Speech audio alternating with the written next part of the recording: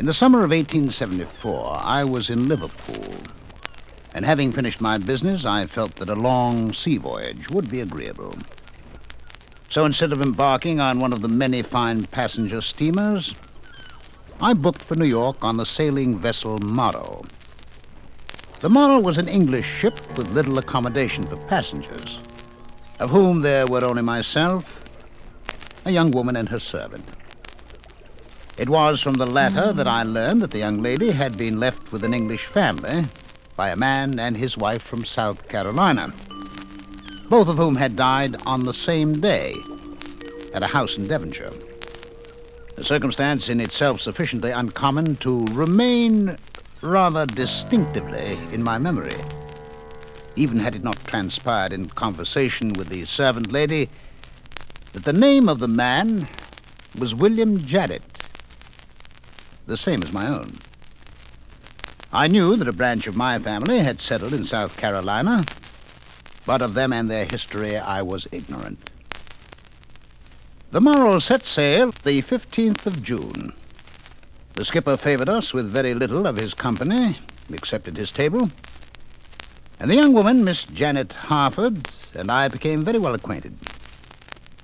We were nearly always together, and I often tried to analyze and define the strange feeling which she inspired in me.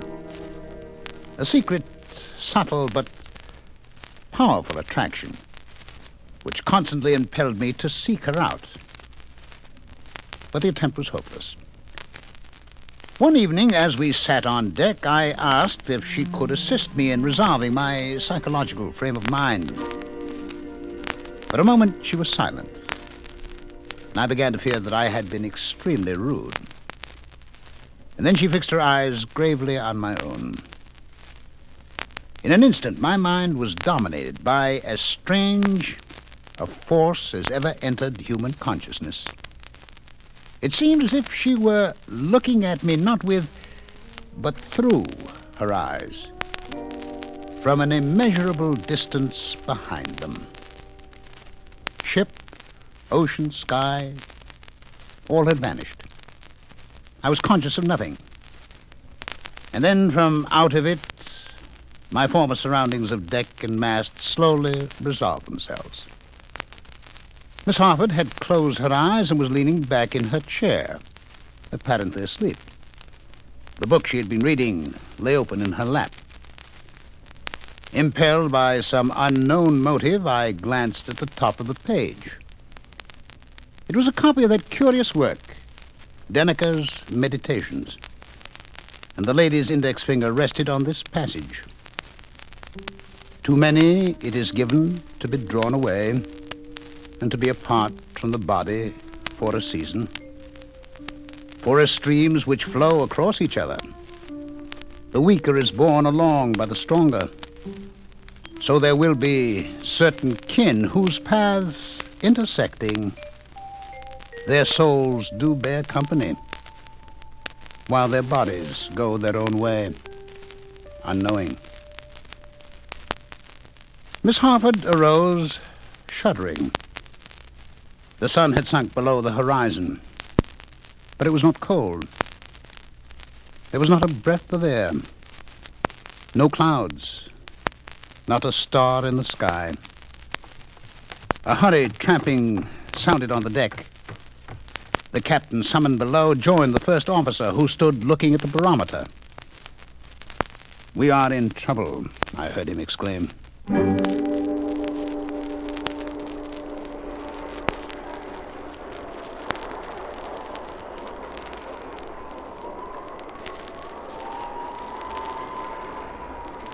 An hour later, the body of Janet Harford, invisible in the darkness and the spray, was torn from my grasp by the cruel whirlpool of the sinking ship.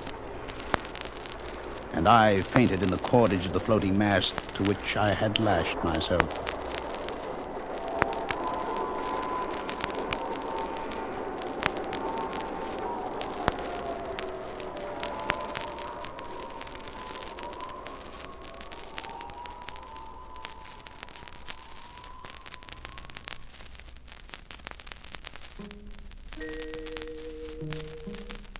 I awoke by lamplight. I lay in a berth amid the familiar surroundings of the stateroom of a steamer. On a couch opposite sat a man reading a book. I recognized the face of my friend Gordon Doyle, whom I had met in Liverpool on the day of my embarkation, when he was about to sail on the steamer City of Prague, on which he had urged me to accompany him.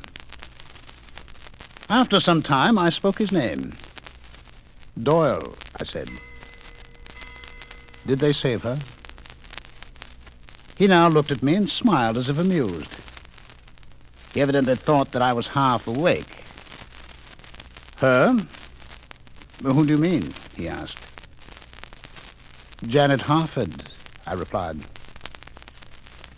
His amusement turned to amazement, and he stared at me, saying nothing. You will tell me after a while, I continued. What ship is this? Doyle stared again, and then replied, the City of Prague, bound from Liverpool to New York. 3 weeks out with a broken propeller shaft. Principal passenger, Mr. Gordon Doyle. One lunatic, Mr. William Janet. The two travelers embarked together, but they are about to part, it being my firm intention to pitch you overboard. I sat upright. Do you mean to say that for 3 weeks I have been a passenger on this vessel? Have I been ill? Yes, to the first question. And no, to the second, replied Doyle. Doyle, I cried. There is a mystery here. Please be serious. Wasn't I rescued from the wreck of the ship Morrow? Doyle changed color and approached me. What do you know of Janet Harford? He asked very calmly. First, tell me what you know of her, I said. Doyle gazed at me for a moment as if to think what to do, and then seated himself again on the couch. Why should I not know her? He said. I am engaged to marry Janet Harford, whom I met a year ago in London. Her family does not approve, and we eloped. Or are eloping, in fact. For on the day you and I boarded this steamer, she and her servant were boarding the ship Morrow. She would not consent to go in the same vessel with me, and it had been decided that she would take a sailing vessel in order to avoid detection. I am now afraid that this broken shaft may detain us so long that the Morrow will get to New York before we do, and the poor girl will not know where to go. By the way, she is only an adopted daughter of the Harfords. Her mother was killed by being thrown from a horse, and her father killed himself the same day.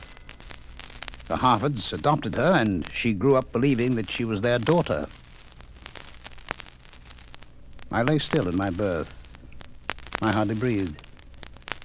And finally I said, Doyle, what book are you reading? Oh, he replied, it's called Denneker's Meditations. Janet gave it to me. She happened to have 2 copies. He tossed me the volume, which opened as it fell to a marked passage. To many it is given to be drawn away and to be apart from the body for a season. For as streams which flow across each other, the weaker is borne along by the stronger. So there will be certain kin whose paths intersecting, their souls do bear company, while their bodies go their own way, unknowing. She has a singular taste in reading, I managed to say. Yes, she said. And now perhaps you will have the kindness to explain how you knew her name and that of the ship she sailed in. You talked of her in your sleep, I said.